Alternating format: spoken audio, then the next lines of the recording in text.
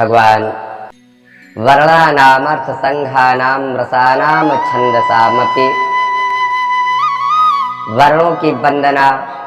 अब यही होता है हमें क्या करना चाहिए क्या नहीं करना चाहिए। और इस YouTube के माध्यम से मैं हिंदू सभी विद्यार्थियों को देखो, बुजुर्गों को देखो, सबके मन में सिर्फ एक ही बात या एक ही धारणा बनी हुई है,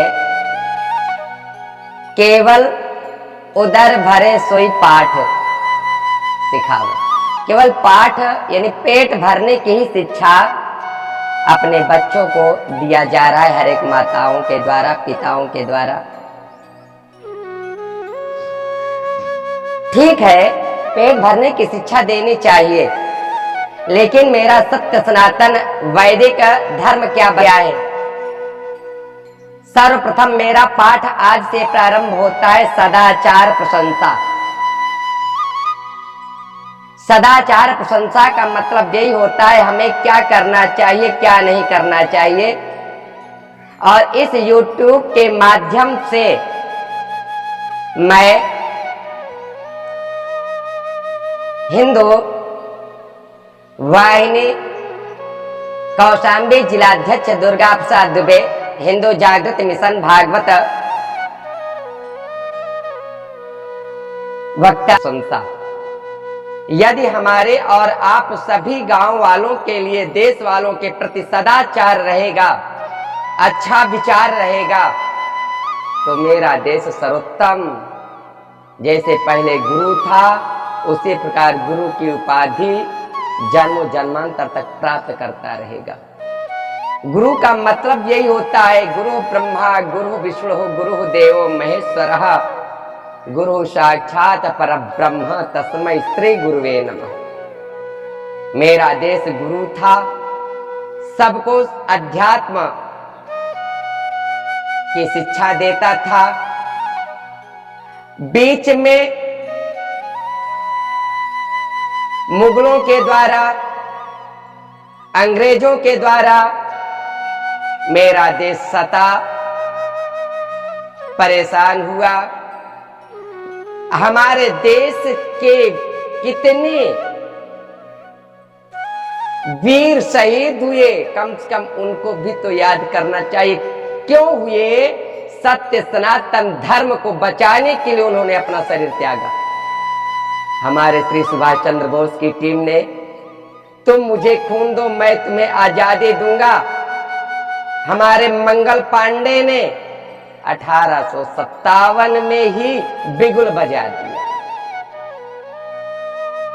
अपने देश को आजादी दिलाने के लिए अपना आत्म बलिदान कर दिया।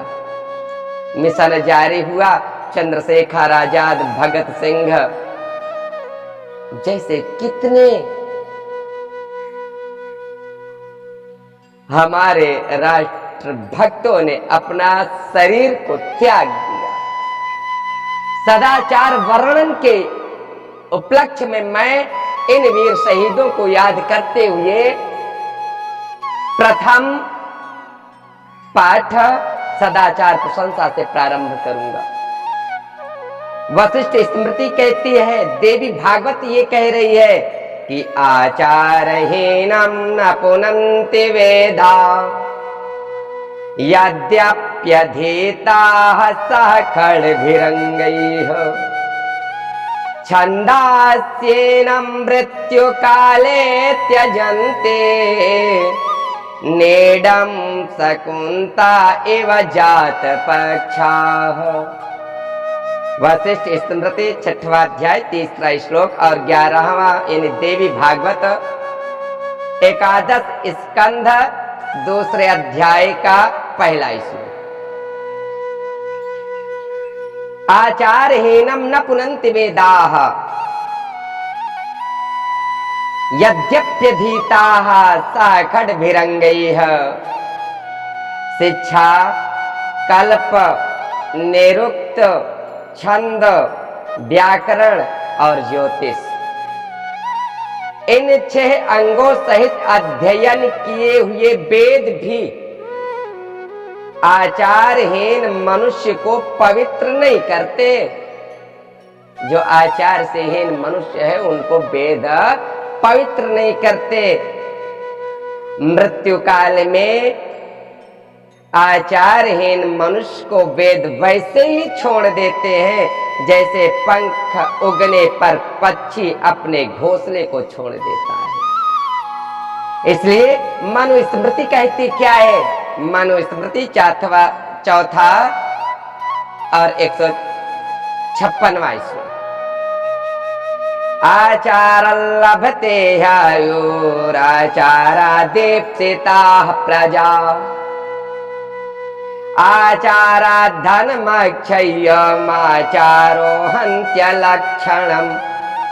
मनुस्मृति, मनुष्य आचार से आयु को प्राप्त करता है। आचार का मतलब होता है सुंदर सुंदर सुंदर कार्य, ध्यान, सुंदर विचार, अपने से बड़ों का सम्मान करना। तो मनुष्य आचार से आयु को प्राप्त करता है, आचार से अभिलषित संतान को प्राप्त करता है, आचार से अक्षय धन को प्राप्त करता है और आचार से अनिष्ट लक्षण को नष्ट कर देता है। मनुस्मृति 4वां में 157वां और वशिष्ठ स्मृति 6वें में 6वां श्लोक क्या है? दुराचारो हि पुरुषो, दुराचारो हि पुरुषो लोके भवति निंदितः दुःख भागे च सततम व्याधितोल्पायुरेव च। ध्यान से सुनना, सभी भारतवासियों के लिए है ये। दुराचारी पुरुष संसार में निंदित, सर्वदा दुखभागी, रोगी और अल्पायु होता है, थोड़ी उम्र वाला होता है जो दुराचारी होता है। महाभारत उद्योग खंड 113वां अध्याय 15वां श्लोक में यह वर्णन आता है कि आचारा फलते धर्म, चारा फलते धनम, आचारा श्रियमाप्नोते, आचारो हन्त्य लक्षणम। आचार ही धर्म को सफल बनाता है, आचार ही धन रूपी फल देता है, आचार से मनुष्य को संपत्ति प्राप्त होती है और आचार ही अशुभ लक्षणों का नाश कर देता है। महाभारत उद्योग खंड 36वां अध्याय 28वां 29वां श्लोक क्या कह रहा है? ध्यान से सुनना। कुलानि समुपेतानि गोभिः पुरुषतोऽर्थतः कुल संख्यां न गच्छन्ति यानि हीनानि वृत्ततः वृत्तस्तत्त्वविहीनानि कुलान्यप्यधनान्यपि कुल संख्यां च गच्छन्ति कर्षन्ति च महद्यशः। ध्यान से सुनना ऋषियों, गौओं, गाय माता की बात आ रही है। मनुष्यों और धन से संपन्न होकर भी जो कुल सदाचार से हीन है वे अच्छे कुलों की गणना में नहीं आ सकते। मैं ब्राह्मण कुल में पैदा हुआ हूं और आचार से हीन हूं तो मैं अच्छे कुलों में मेरी गणना नहीं होगी। रक्षा यत्न पूर्वक करनी चाहिए। धन तो आता और जाता रहता है, धन क्षीण हो जाने पर भी सदाचारी मनुष्य क्षीण नहीं माना जाता, किंतु जो सदाचार से भ्रष्ट हो गया है उसे तो नष्ट ही समझना चाहिए। जो अच्छे आचरणों से भ्रष्ट हो गया है उसे तो नष्ट ही समझना चाहिए, नष्ट है। न कुलम वृत्तहीनस्य प्रमाणमिति में मतिः अन्ते स्वपिः जातानां वृत्तमेव विशेष्यते। महाभारत उद्योग खंड 34वें अध्याय का 41वां श्लोक है। मेरा ऐसा विचार है कि सदाचार से हीन मनुष्य का केवल ऊंचा कुल मान्य नहीं हो सकता, क्योंकि नीच कुल में उत्पन्न मनुष्यों का भी सदाचार श्रेष्ठ माना जाता है। उसका आचार सदाचार श्रेष्ठ है, अच्छा है, तो वह श्रेष्ठ माना जाता है। आचार से धर्म प्रकट होता है और धर्म के स्वामी भगवान विष्णु हैं। अतः जो अपने आश्रम में आचार में संलग्न है, आश्रम के आचार में संलग्न है, उसके द्वारा भगवान श्री हरि सर्वदा पूजित होते हैं। सदाचारी मनुष्य इहलोक और परलोक दोनों को ही जीत लेता है। सत शब्द का अर्थ साधु है और साधु वही है जो दोष रहित हो। उस साधु पुरुष का जो आचरण होता है उसी को सदाचार कहते हैं। आचारहीन मनुष्य संसार में निंदित होता है और परलोक में भी सुख नहीं पाता। इसलिए सबको आचारवान होना चाहिए। विश्व पुराण में भी और स्वयं सीखो, आगे बढ़ो, अपने देश को बढ़ाओ, अपने गांव को बढ़ाओ, अपने प्रदेश को बढ़ाओ। हिंदू भाई आपस में एकता बनावे, हिंदू भाई आपस में प्रेम रखें, क्योंकि एकता में शक्ति है। हमारे धर्म के लिए कहीं भी यदि झगड़ा प्रारंभ हो तो अपने धर्म की रक्षा के लिए स्वधर्मेण मरणम मता, अपने धर्म में मर जाना ही हितकर है। ये सोचते हुए अपने धर्म का साथ दो, अपने भगवान का साथ दो।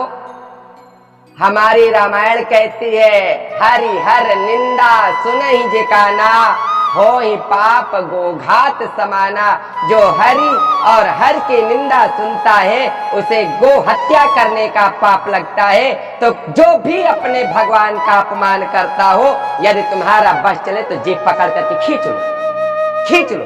यदि बस ना चले तो अपने कान में अंगुली डालो और वहां से चले आओ। मैं तो ये कहता हूं कि अब गांधी का राज्य नहीं है, अब गांधी का समय नहीं है, अब तुम्हारा समय है। मेरे हिंदू भाइयों, जागो, उठ जाग मुसाफिर भोर भई। अब रैन कहा जो सोवत है, जो सोवत है सो खोवत है, जो जागत है सो पावत है। अब जागो और अपने धर्म को आगे बढ़ाओ, अपने धर्म को आगे बढ़ाओ।